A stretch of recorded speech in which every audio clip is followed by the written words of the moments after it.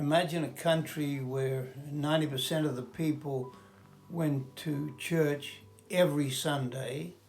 Imagine a country where 90% of all the education of children included Bible education. That country was Papua New Guinea, and Papua New Guinea was at that time the most Christian country on the face of the earth. After the Second World War, the Christian missionaries came to Papua New Guinea, and the people of Papua New Guinea converted in huge numbers. But the most Christian country in the world didn't stay like that for very long. And these days, Papua New Guinea is one of the most lawless countries in the world.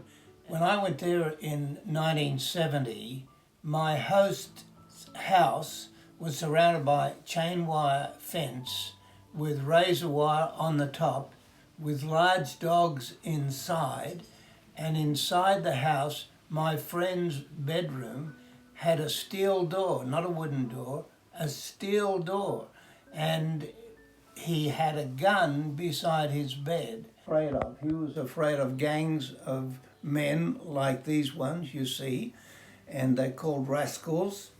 And the one thing they have in common is they'd all been educated in mission schools. So what went wrong?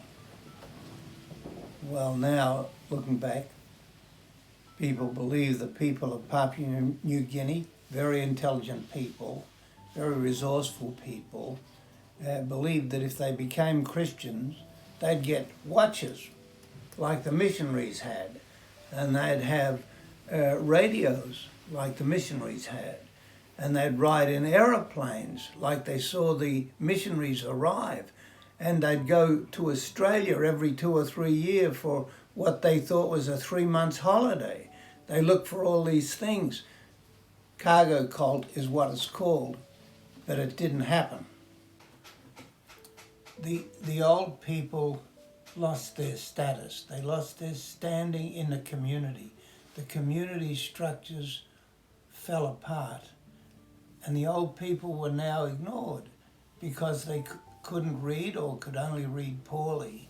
And the people who had all the prestige were the young, smart people who learned quickly, mastered English, reading, and those kind of skills necessary. But the wisdom and the structure which used to be there was suddenly gone.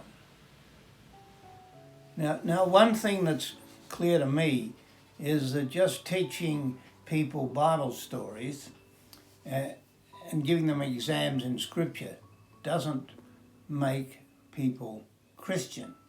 And we know this in our own society because the young people who go to church schools get a fine education, but most of them will never go to church again because they get so tired of the services and the various religious events that they have to go as part of their education. They think, as soon as I get out of here, I'm not going to go to that place again. Unfortunately, that's true of certainly 80% of them.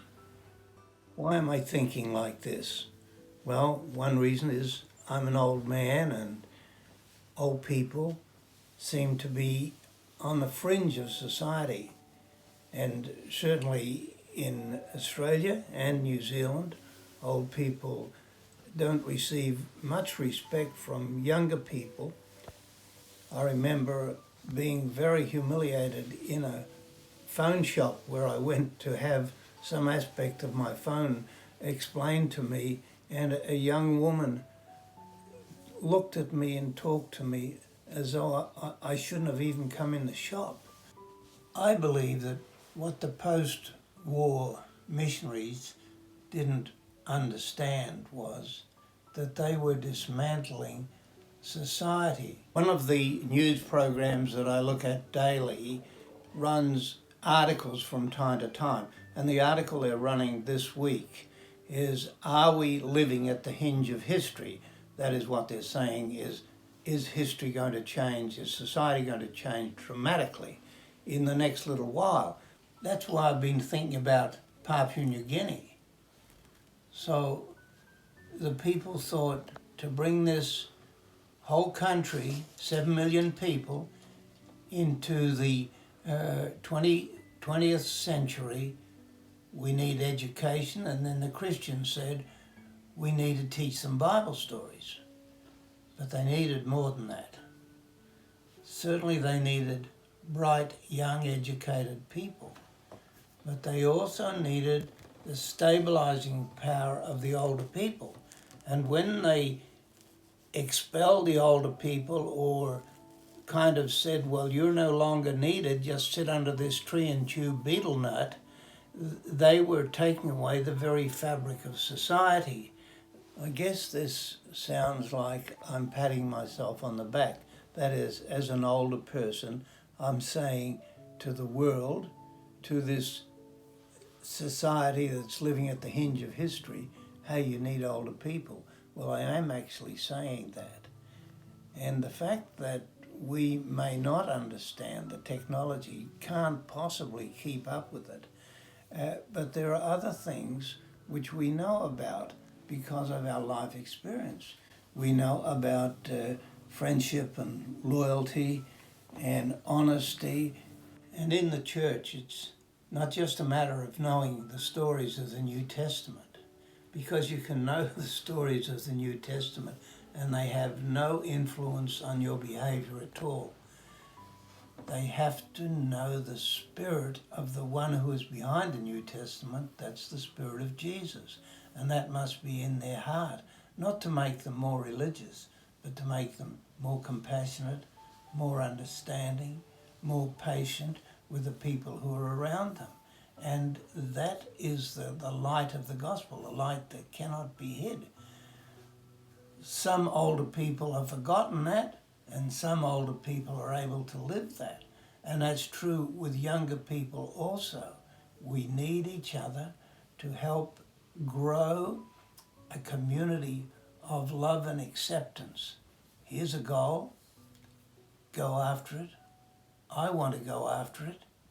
I want to help be part of a community that reflects the love of Christ.